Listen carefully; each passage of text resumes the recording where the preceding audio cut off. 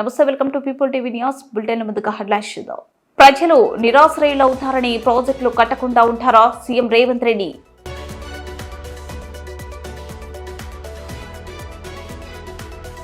విశాఖ ఉక్కు పరిశ్రమ స్థాపన కోసం చేసిన త్యాగాలను మర్చిపోవద్దు. ఉప ముఖ్యమంత్రి పవన్ కళ్యాణ్. ఉప ముఖ్యమంత్రి పవన్ కళ్యాణ్ ని కలిసిన ఏపీఆర్డబ్ల్యూఎస్ ల్యాబ్ ఉద్యోగులు ఉద్యోగ భద్రత కల్పించాలని విన్నపం. సిరిపూర్ గ్రామంలో ప్రాథమిక వ్యవసాయ సహకార సంఘం 2 కోట్ల అవినీతి డబ్బుల రికవరీకై నిరాహార దీక్ష. టీఎన్జీఓఎస్ ఆధ్వర్యంలో పూల పండుగ. ప్రజలు నిరాశ్రయులు అవుతారని ప్రాజెక్టులు కట్టకుండా ఉంటారా అని సీఎం రేవంత్ రెడ్డి ప్రశ్నించారు. తెలంగాణలో నిర్మించిన మల్లన్న సాగర్, కొండపోచమ్మ, గంధమల్లు ప్రాజెక్టుల నిర్మాణం వల్ల ఎవరు భూములు పోలేదా అని ప్రశ్నించారు. మల్లన్న సాగర్ పేరుతో అక్కడి రైతులను బలవంతంగా ఖాళీ చేయించారని రేవంత్ రెడ్డి ఆరోపించారు. మూసీ నిర్వాసితులకు మంచి స్థలంలో ఆశ్రయం కల్పిస్తామని మరోసారి స్పష్టం చేశారు. మూసీ పరివాహక ప్రాంతాల్లో ఉంటున్న ప్రజలు దశాబ్దాలుగా మురికిలోనే ఉంటాలా అని రేవంత్ రెడ్డి నిలదీశారు. నిర్వాసితులను ఎలా ఆదుకోవాలో సలహాలు ఇవ్వండి ప్రతిపక్ష నేతలను అడిగారు సీఎం. హైదరాబాద్ శిల్పకళ వేదికలో ఏర్పాటు చేసిన కొలువురు పండుగ కార్యక్రమంలో పాల్గొన్న సీఎం రేవంత్ రెడ్డి ప్రభుత్వ ఉద్యోగాలకు సెలెక్ట్ అయిన 1635 మంది నియామక పత్రాలు అందజేశారు. ఈ కార్యక్రమంలోని మూసీ ప్రాజెక్టులపై కీలక వ్యాఖ్యలు చేశారు రేవంత్ రెడ్డి. అమెరికాలో హడ్సన్ రివర్ ఉంటుంది, అదేవిధంగా గుజరాత్లో మీకు సబర్మతి రివర్ ఫ్రంట్ ఉంటుంది. హైదరాబాదు నగరానికి న్యాచురల్గా ఉన్న మూసీ రివర్ ఎందుకు అభివృద్ధి చేసుకోవచ్చా అని నేను అడుగుతున్నా. ఇవాళ నేను మిమ్మల్ని అడుగుతున్నా, కృష్ణ, గోదావరి, యమున, గంగా, సరస్వతి అన్ని నదుల పేర్ల మీద మన ఆడబిడ్డలకు పేర్లు పెట్టుకుంటున్నాం. అవునా?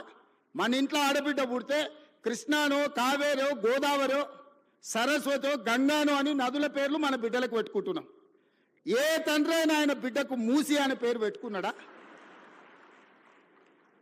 ఇన్ని నదుల పేర్లు, పవిత్రమైన నదుల పేర్లు మన ఆడబిడ్డలకు పెట్టుకున్నప్పుడు మూసి అనే రివర్ పేరు ఏ తండ్రి అయినా బిడ్డకు పెట్టుకున్నాడా? ఎందుకు పెట్టుకోలే? ఆ మూసి కంపు కొడుతుంది కాబట్టి, మూసి మురిగిపోయింది కాబట్టి, మూసిలో విషం చిమ్ముతున్నది కాబట్టి ఆ విషము, ఆ కంపు, ఆ మురికి మా బిడ్డల పేర్లు పెట్టుకోవద్దని తల్లిదండ్రులు ఏదైతే అనుకుంటున్నారో ఆ మూసి మురికిని ప్రక్షాళన చేయాలనుకుంటున్నా నేను. ఆ మూసిని నిర్మాణం చేయాలనుకుంటున్నా నేను. ఎందుకు యమున, సరస్వతి, గంగా, కావేరి పేర్లు పెట్టుకున్నప్పుడు మూసి అనేందుకు మన బిడ్డలకు పెట్టుకోకూడదు? ఆ మూసిని అద్భుతంగా నిర్మించినప్పుడు తప్పకుండా తల్లిదండ్రులు వాళ్ళ బిడ్డల పేర్లు మూసి అని పెట్టుకుంటారు. అంత అద్భుతమైన నిర్మాణం మనం చేసుకుందాం. నిర్మాణ క్రమంలో మల్లన్న సాగర్లో 14 ఊర్లను ఖాళీ చేసి 60,000 ఎకరాలు మల్లన్న సాగర్లో ల్యాండ్ ఎక్వేషన్ జరగలేదా? కొండ పోచమ్మలో జరగలేదా? రంగనాయక సాగర్లో ల్యాండ్ ఎక్వేషన్ జరగలేదా? నాగార్జున సాగర్ నిర్మించినప్పుడు ల్యాండ్ ఎక్వేషన్ జరగలేదా? శ్రీశైలంలో మా కొల్లాపూర్ మునిగిపోతే 92 జీవో ఇచ్చి ఇప్పటికి ఇంకా ఉద్యోగాలు ఇవ్వని కేసులు పెండింగ్ ఉన్నాయి. శ్రీశైలం కట్టినప్పుడు నిర్వాసితులు కాలేదా? ఇవాళ మూసి నిర్మాణం చేస్తే కూడా కొన్ని వేల మంది, 5,000 మందో 10,000 కుటుంబాల్లో నిర్వాసితులు అయితే నిర్వాసితులను ఎట్లా ఆదుకోవాలో సలహా చెప్పండి అని నేను అడుగుతున్నా. ఈరోజు భూసేకరణ జరిగేటప్పుడు, మూసి నిర్మాణానికి భూమి తీసుకునేటప్పుడు మల్లన్న సాగర్ల భూ నిర్వాసితులను నువ్వు పోలీసులతో కొట్టించి, గుర్రాలతో తొక్కించి కొట్టినావు కదా. ఇవాళ వాళ్ళందరినీ హక్కున పెట్టి చేర్చుకోవడానికి అధికారులను ఇళ్ళు పంపించి వాళ్ళకి డబుల్ బెడ్రూమ్ ఇల్లు ఇచ్చి, తొవ్వ ఖర్చులకి 25,000 ఇచ్చి వాళ్ళకు ఉద్యోగ ఉపాధి అవకాశాలు కల్పించడానికి నేను ఏర్పాట్లు చేస్తున్నా. ఇదేమన్నా తప్ప? వాళ్ళ పిల్లలు వాళ్ళు మూసీలో బతికినరు, మురికిల్లే బతికిను, మురికిల్లే చచ్చిపోయారు. రేపు వాళ్ళ పిల్లలు కూడా ఆ మురికిల్లే పెరిగి మురికిల్లే చచ్చిపోయి మురికిల్లే ఉండాలన్న వాళ్ళు. ఆ మూసీలు ఉన్న వాళ్ళకు మంచి జీవితం ఉండొద్దా? వాళ్ళ పిల్లలు చదువుకోవద్దా? వాళ్ళు బాగుపడొద్దా? వాళ్ళందరినీ బాగు చేసే బాధ్యత ప్రభుత్వం తీసుకుందామని నేను చెప్తున్నా. మూసీలో మొత్తం 10,000 కుటుంబాలు ఉన్నాయి. 6 నెలల నుంచి ఎన్యూమరేట్ చేపించిన 33 టీంలను పెట్టి ఇల్లు పోయి ప్రతి వాళ్ళ వివరాలు సేకరించి, ప్రతి వాళ్ళ ఆధార్ కార్డు తీసుకొని, ప్రతి కుటుంబం యొక్క వివరాలు 33 టీంలు 6 నెలల నుంచి ఇల్లు పోయి తిరిగి తీసుకొచ్చినాం. ఇప్పుడు అవేర్నెస్ ప్రోగ్రాంలో గోడ మీద మార్కింగ్ చేస్తున్నాం. ఇక్కడ వరకు మూసీ రివర్ బెడ్ ఉన్నది, ఆ పైన బఫర్ జోన్ ఉన్నది. ఇక్కడి వరకు వీటిని తొలగించాల్సి వస్తే మీకు నష్టపరిహారం ఇస్తామని చెప్పి మూసీలో గుడిసెలు వేసుకున్న వాళ్ళకి డబుల్ బెడ్రూమ్ ఇల్లు ఇచ్చి ఆత్మగౌరవంతో బతకడానికి తరలిస్తున్నాం. బఫర్ జోన్లో ఉన్న వాళ్ళని ఏ విధంగా ఆదుకోవాలనో ఆలోచన చేస్తున్నాం. ఇవాళ మీరందరూ సలహా ఇవ్వండి, వాళ్ళకి నష్టపరిహారం ఎట్లిద్దామో చెప్పండి. 1,00,000 కోట్లు కాళేశ్వరంలో కాలబెట్టినావు కదా, నువ్వు కట్టిన కాళేశ్వరం కూలి సచ్చింది కదా, 1,00,000 కోట్లు ఆడ పోసినావు. 5-10 వేల కోట్లు మూసీలో ఉన్న పేదోళ్లకు మంచి ఇండ్లు కట్టించి, మంచి పాఠశాలలు కట్టించి, ఆ పిల్లలకు మంచి ప్లే గ్రౌండ్ ఇచ్చి, మంచి విద్యను నేర్పిస్తే వాళ్ళు భవిష్యత్తుకి పునాదులు అవుతారు. వాళ్ళ బాగు కోసం కష్టపడదాం. ఆ పనిలో మీ ఇక్కడున్న ఇంజనీర్లు భాగస్వాములు గాండి అని చెప్పి నేను మిమ్మల్ని అడుగుతున్నా. వాళ్ళు మనోళ్ళే, నాకు తెలియదా? 20 ఏళ్ళు నేను కూడా పబ్లిక్ లైఫ్లో ఉండొచ్చిన. జిల్లా పరిషత్ మెంబర్ నుంచి ముఖ్యమంత్రి వరకు వచ్చిన. ఓసారి జడ్పీటీసీ, ఓసారి ఎమ్మెల్సీ, 2 సార్లు ఎమ్మెల్యే, ఓసారి ఎంపీ, ఈరోజు ముఖ్యమంత్రి. 20 ఏళ్ళు పేదోళ్ళ మధ్యలోనే తిరిగిన కదా, ఉన్నా కదా. పేదోడి దుఃఖం నాకు తెలియదా? ఇల్లు కూలితే ఎంత బాధ ఉంటుందో తెలియదా? వాళ్ళందరినీ ఎట్లా ఆదుకుందామో చెప్పండి, నష్టపరిహారం ఎట్లిద్దామో చెప్పండి. నువ్వు 7 లక్షల కోట్లు అప్పు చేసినావు, వాళ్ళ కోసం ఇంకో 10,000 కోట్లు ఎట్లయినా చేసి తీసుకొచ్చి వాళ్ళకి ఇద్దాం. మీరు మింగింది ఆపితే చాలు వాళ్ళకి ఇవ్వడానికి. ఏందుంది అందులో? 1000 ఎకరాల ఫామ్ హౌస్ ఉంది, 2 కోట్లు 3 కోట్లు ఎకరం ఉంది. అలా 2-3 వేల కోట్లు నువ్వు పండుకునే కానీ ఉంది కదా కేసీఆర్. నీ పార్టీ ఆఫీస్ ఖాతాలో 1,500 కోట్లు ఉన్నాయి. నువ్వు పార్టీ పెట్టినాడు 15 రూపాయలు లేవు నీ దగ్గర. 1,500 కోట్లు నీ ఖాతాలకు పైసలు వచ్చినాయి. ఎట్లా వచ్చినాయి? ఈ పేదోళ్ళ త్యాగం కాదా? వాళ్ళ ప్రభుత్వం నుంచి, ప్రభుత్వ ఖజానా నుంచి అవసరమైతే ఒక 10,000 కోట్లు ఖర్చు అయినా వాళ్ళని ఒక మంచి అపార్ట్మెంట్స్ కట్టించి, గవర్నమెంట్ ల్యాండ్లో వాళ్ళకి మంచి ఒక కాలనీ కట్టించి, వాళ్ళందరినీ అక్కడికి తరలించి, అక్కడ ఒక హాస్పిటల్, ఒక పాఠశాల, ఒక ఐటీఐ, ఒక జూనియర్ కాలేజు, అవసరమైతే ఒక ఇంజనీరింగ్ కాలేజ్ కట్టించి వాళ్ళకు ఒక మంచి భవిష్యత్తు ఇద్దాం. సలహా ఇవ్వండి. చదువుకోలేదా? అమెరికాలో పోయి చదువు వచ్చిన అంటాడు ఈ సన్నాసి. ఆ పిల్లలు చదువుకోనికే దారి చూపించే తెలియదా? ఈటెల రాజేందర్ గారు అందులో ఇంకా ఆయనకు అంగి మారింది కానీ వాసన అయితే మారినట్టుగా అనిపిస్తలేదు. నాకు కొంచెం గౌరవం ఉండే, ఎందుకంటే ఇట్లాంటి దాంట్లో కొంచెం కలిసి వస్తాడేమని. ముందు రోజు హరీష్ కేటీఆర్ మాట్లాడితే తెల్లారి అదే జిరాక్ తీసుకొచ్చి రాజేందర్ అన్న చదువుతున్నాడు. కనీసం భాషనైనా మార్చుకో రాజేందర్ అన్న. నువ్వు అందులో ఉండొచ్చినావు అని ఇంత బానిసత్వం వాళ్ళకు చూపించాల్సిన అవసరం లేదు. ఎందుకంటే నువ్వు కష్టాలలో ఉన్నప్పుడు వాళ్ళు నిన్ను మెడలాటి దొబ్బినప్పుడు తెలంగాణ సమాజం నీ పక్కన నించున్నది. వాళ్ళ పక్కన నించోకు, దొంగల పక్కన, తెలంగాణ ప్రజల పక్కన నించో. ఇవాళ నేను ఢిల్లీకి పోతున్నారా, రేపు మోడీ దగ్గరకు పోదాం. సబర్మతి రివర్ ఫ్రంట్లో 64,000 కుటుంబాలను బయటకు పంపించిండు ఆయన. 40 లక్షల కోట్ల రూపాయల బడ్జెట్ ఉందో, 25,000 కోట్ల రూపాయలు మూసీ రివర్ డెవలప్మెంట్ ఫ్రంట్కి అడుగుదాం మోడీ గారిని. ఎందుకు ఏడు మోడీ గారు మనకు? మనం పన్ను కడతలేమా? సికింద్రాబాద్ నువ్వే గెలుస్తువి, చేవెళ్ళ నువ్వే గెలుస్తువి, మల్కాజ్గిరి నువ్వే గెలుస్తువి, మెదక్ నువ్వే గెలుస్తువి, అన్నీ మీరే గెలుస్తారు. మరి మీకు బాధ్యత లేదో 10,000, 20,000, 25,000 కోట్లు మోడీ దగ్గర ఇప్పించడానికే? నేను ఎందుకు చెప్తున్నంటే బాధ్యత రహితంగా కొంతమంది ఏం చేసినా తప్పు పట్టాలి, కాళ్ళలో కట్టె పెట్టాలి. ఒక్కటే కార్యక్రమం, మేము ఇన్ని రోజులు దోసుకున్నాం, వీడి పైసలు పెట్టి పనిచేస్తే తెలంగాణ బాగుపడితే వాళ్ళ దోపిడీ కొట్టొచ్చినట్టు కళ్ళకు కనిపిస్తుంది. 100 ఏళ్ళ గురించి నేను చెప్పిన, సాగర్ గురించి, లేకపోతే శ్రీశైలం గురించి 10 ఏళ్ళు వీళ్ళు కట్టినవి చెప్పిన. ఇప్పుడు ఒక 10 ఏళ్ళు మనం చేసే నిర్మాణము, రీజనల్ రింగ్ రోడ్ కానీ, రేడియల్ రోడ్స్ కానీ, 4th సిటీ కానీ, మూసీ కానీ, సిటీలో ఫ్లైఓవర్లు కానీ, మెట్రోలు కానీ, ఇవన్నీ పూర్తయితే ఈ 10 ఏళ్ళు వాళ్ళు ఏం దోపిడీ చేసి తిన్నారో ప్రజలకు తెలుస్తుందని ఎట్టి పరిస్థితుల్లో అడ్డం పడాలి. 600 అయినా దీన్ని ముందుకు సాగనీయొద్దని అంటారు. ఇక ప్రతోడు బయలుదేరుతాడు. రోజు మీరు కూడా చూసింటారు, నా మీద పోవాలి బుల్డోజర్, నా మీద పోవాలి అంటాడు. హరీష్ రావు, కేటీఆర్, వీళ్ళందరూ ఎన్ని కొనాలా మీకోసం బుల్డోజర్లు? యాడుండే అసలే మీరు 7 లక్షలు అప్పు చేసి రాష్ట్రాన్ని దివాళి తీస్తారు. మీకోసం యాడ్కెళ్ళి కొనాలి నేను? వాళ్ళని ఏం లేదబ్బా, ఒకటే వస్తే మూసి అంచుపొంచునున్న వాళ్ళకి, నా దోస్తులకు అందరికి ఒకటే సూచన, పట్టుకొని వారం రోజులు ఆనే కూర్చోబెట్టురు మూసీలా. ఏమొద్దు, వాళ్ళని ఒక్క వారం ఆడు ఉండమనుండ్రి. ఇట్లొచ్చుడు అట్లా ఓవుడు కాదు, స్టేజ్ల మీద క్యాట్ వాక్ చేసినట్టు వచ్చి ఇట్లా వచ్చి వెళ్ళిపోయినట్టు కాదు.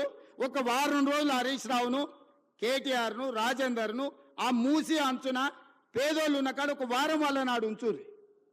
వాళ్ళ కష్టాలు తెలుస్తాయి, వాళ్ళకి ఏం మేలు చేయాలనో వాళ్ళకి అర్థమవుతుంది. కాబట్టి ఇక్కడ వచ్చిన ఇంజనీర్లకు ముఖ్యంగా రేపు జిహెచ్ఎంసీలో కానీ ఇక్కడ సిటీలో సర్వీస్లో చేరబోయే వాళ్ళు మీ కర్తవ్యంగా పెట్టుకోండి. రేపు గొప్పగా మీ సర్వీస్లో మేము రీజనల్ రింగ్ రోడ్ వేయగలిగినాము, మేము రేడియల్ రోడ్ వేయగలిగినాము, మేము మూసి నిర్మించినాము, హైదరాబాదు నగరంలో మెట్రోను మేము నిర్మించినామని చెప్పుకునే విధంగా గొప్పగా పనిచేయండి. ప్రభుత్వం మీకు అండగా నిలబడుతుంది. ప్రభుత్వం మీకు ఏం కావాలన్నా సహకరిస్తుంది. ఈ ప్రభుత్వం మనది. ఈ ప్రభుత్వం ఎవరితో కాదు, మనం ఎవరికో చేస్తలేం. ఈ ప్రభుత్వము, ఈ రాష్ట్రం మన కుటుంబం కోసం మనం పనిచేసుకుంటున్నాం. మీ అందరి సహకారం ఉండాలి. మళ్ళొక్కసారికి ఇక్కడికి వచ్చిన వాళ్లకు తెలంగాణ రాష్ట్ర ప్రజలందరూ కూడా దసరా శుభాకాంక్షలు తెలియజేస్తూ మీ అందరి దగ్గర సెలవు తీసుకుంటున్నా. విశాఖ స్టీల్ ప్లాంట్ కార్మికుల విశాఖ ఉక్కు పరిరక్షణ పోరాట కమిటీ ఆధ్వర్యంలో పూర్తి స్థాయి ఉత్పత్తి సామర్థ్యంతో ప్లాంట్ రన్ చేయాలని కోరుతూ అగరంపూడి నుంచి గాజువాక వరకు మానవహారం నిర్వహించారు. అనంతరం AP deputy CM Pawan Kalyan steel plant పోరాట కమిటీ నేతలు కలిశారు. స్టీల్ ప్లాంట్ ప్రైవేటీకరణ జరగకుండా చూడాలని డిప్యూటీ సీఎం వినతి పత్రం అందజేశారు. అలాగే స్టీల్ ప్లాంట్ నిధుల కోసం కేంద్రంపై ఒత్తిడి తేవాలని కార్మిక సంఘాల నేతలు కోరారు. ఈ సందర్భంగా డిప్యూటీ సీఎం పవన్ కళ్యాణ్ కార్మిక నేతలకు కీలక సూచనలు చేశారు. విశాఖ ఉక్కు పరిశ్రమ కోసం 32 మంది బలిదానాలు, 16,000 మంది నిర్వాసితులు, త్యాగాలు, 24,000 ఎకరాల భూ సేకరణతో ఏర్పాటైన పరిశ్రమ విశాఖ స్టీల్ ప్లాంట్ అని, ఈ పరిశ్రమ కోసం అంతమంది చేసిన త్యాగాలను ఎవరూ మర్చిపోకూడదని రాష్ట్ర ఉప ముఖ్యమంత్రి పవన్ కళ్యాణ్ స్పష్టం చేశారు.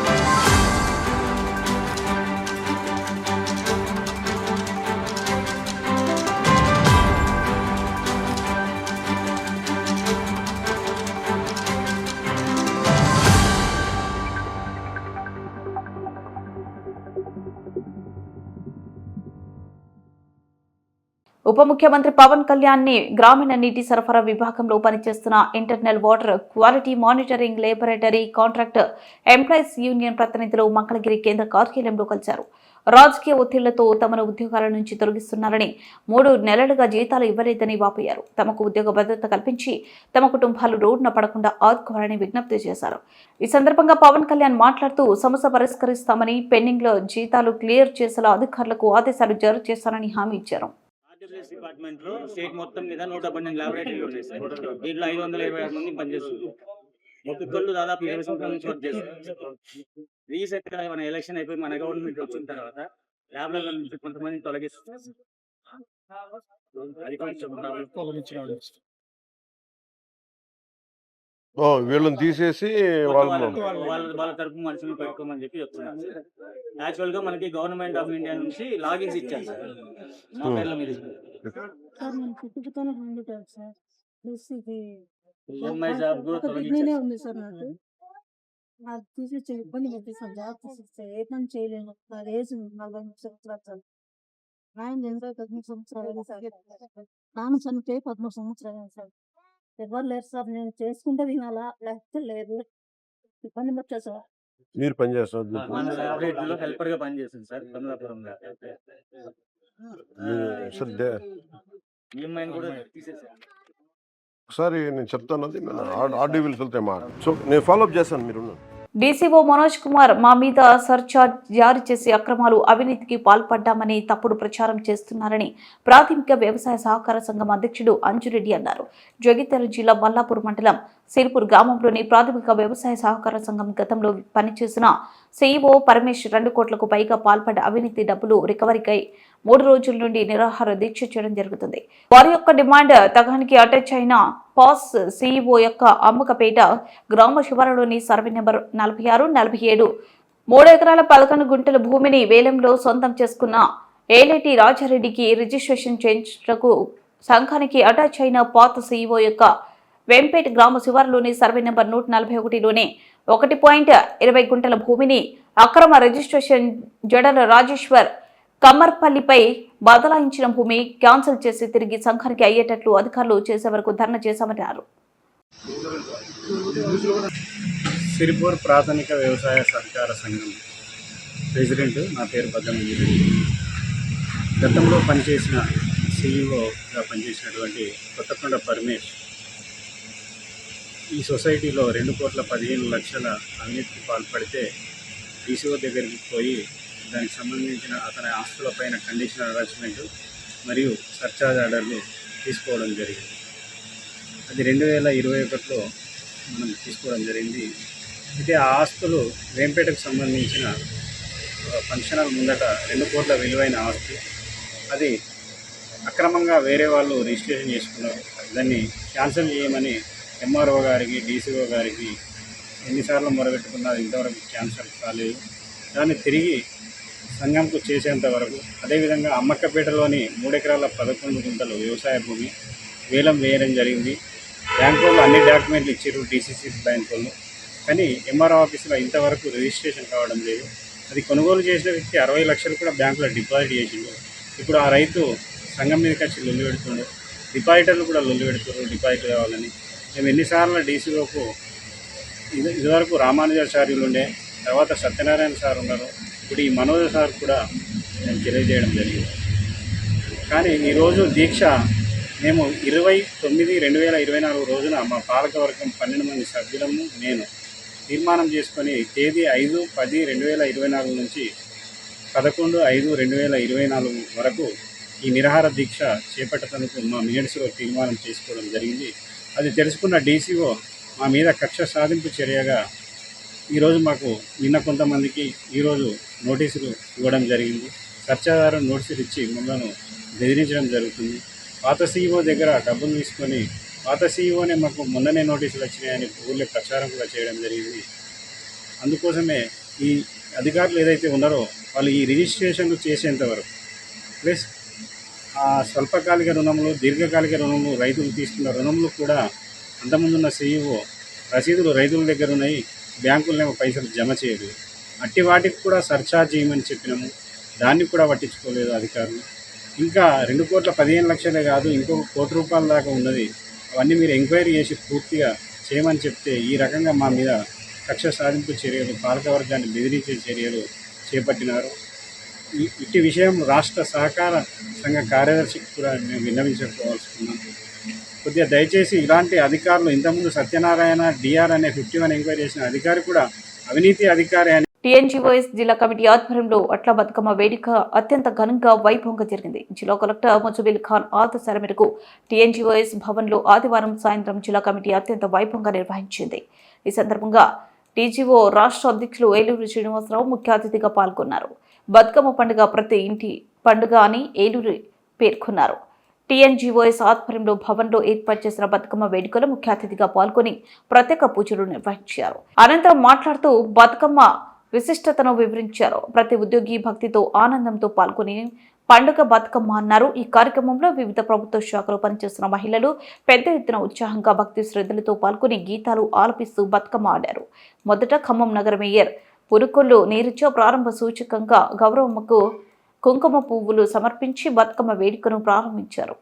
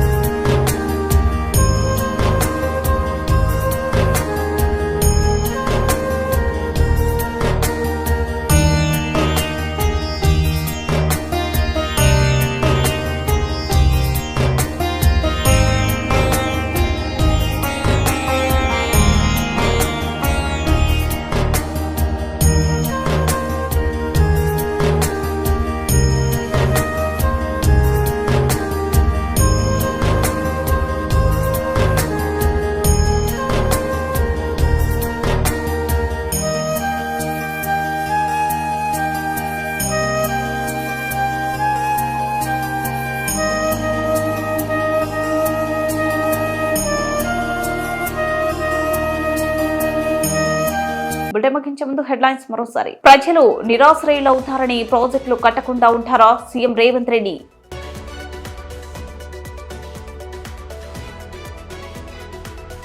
విశాఖ ఉక్కు పరిశ్రమ స్థాపన కోసం చేసిన త్యాగాలను మర్చిపోవద్దు.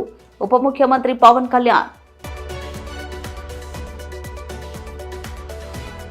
ఉప ముఖ్యమంత్రి పవన్ కళ్యాణ్ ని కలిసిన ఏపీఆర్డబ్ల్యూఎస్ ల్యాబ్ ఉద్యోగులు ఉద్యోగ భద్రత కల్పించాలని విన్నపం. సిరిపూర్ గ్రామంలో ప్రాథమిక వ్యవసాయ సహకార సంఘం 2 కోట్ల అవినీతి డబ్బుల రికవరీకై నిరాహార దీక్ష. టీఎన్జీఓఎస్ ఆధ్వర్యంలో పూల పండుగ.